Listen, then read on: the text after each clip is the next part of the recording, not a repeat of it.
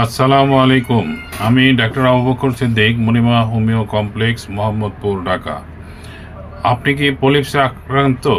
তাহলে আপনি কিভাবে বুঝবেন? আপনি যদি মনে করেন আপনার কন্টিনিউ সর্দি লেগে থাকে, বা মাথা ব্যথা করে, বা আপনার রাত্রে শোয়ার পর অস্থির অস্থির লাগে, দম নিতে অসুবিধা হয়, এরকম সমস্যা যদি আপনি দেখেন, তাহলে আপনি কাউকে দিয়ে নাকের ভিতরে লাইট দিয়ে আপনার নাকটা দেখতে বলবেন। যদি দেখেন নাকের ভিতরে মাংস ঝুলে আছে এক্সট্রা বা আঙ্গুরের মতো, তাহলে বুঝবেন আপনি পলিপসে আক্রান্ত। আর পলিপসে আক্রান্ত হলে আপনি টেনশন না করে সোজা আমার কাছে চলে আসবেন। আমি মাত্র 1500 টাকার বিনিময়ে আমি পলিপ মুক্ত করে থাকি, এবং এটি আমার ঠিকানা হলো ঢাকা উদ্যান, মোহাম্মদপুর, ঢাকা। আমার কন্ট্যাক্ট নাম্বার 01733162976। আমি এখানে এখন যে রোগীর পলিপের ওষুধ দেব, তার একটু আগে আমি একটি সিডনি দিয়েছিলাম, আর এখন বাকি নাকের অন্য একটি সিডনি যেটি বাকি আছে সেটিতে আমি দেব। এবং যেটা অনেকের একটা ধারণা আছে যে নাকে বোধহয় অ্যাসিড লাগানো হয়। অ্যাসিড লাগাইতে হলে নাকে আলাদাভাবে ইঞ্জেকশন দিতে হয়, দুইজন ধরতে হয়, এবং এই একটা না 2-3 দিন কষ্ট থাকে প্রচণ্ড রকম।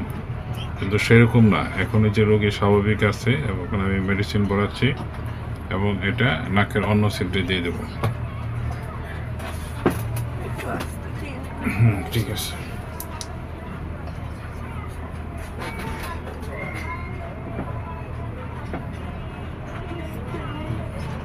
একটু শেষ, আমি জাস্ট একটু 1 সেকেন্ড সময় দেবো, তাহলে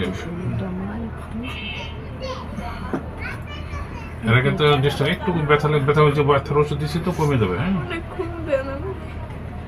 আচ্ছা, মেডিসিন আমি যেহেতু চলে যাবো, আমি তো আরেকবার যাতে না দেওয়া লাগে, জাস্ট আচ্ছা ঠিক আছে, এবারে অল্প সময় দেবো, জাস্ট আমি দেখে অল্প সময় দেবো।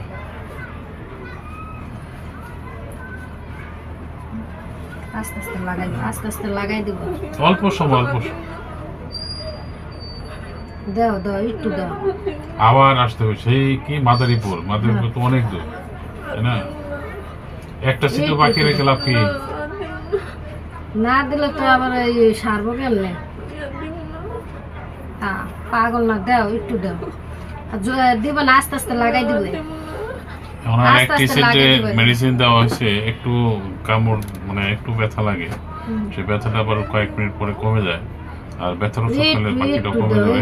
এখন এত দূরেতে আসার পরে যদি মেডিসিন না একটা সিটে নিয়ে যাও, একটা সিটে না দাও,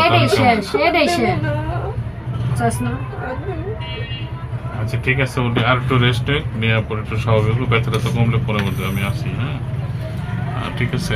উনি অবশ্য ভয় পাচ্ছে, কারণ হলো যে 3 বছরের বাচ্চা এখানে মাদ্রাসার ছাত্র, এর আগে যে ভিডিও দেখছেন 3 বছরের বাচ্চা এই ওষুধ দিচ্ছে, আর এখন ওর ভিতরে একটু ভয় কাজ করতেছে।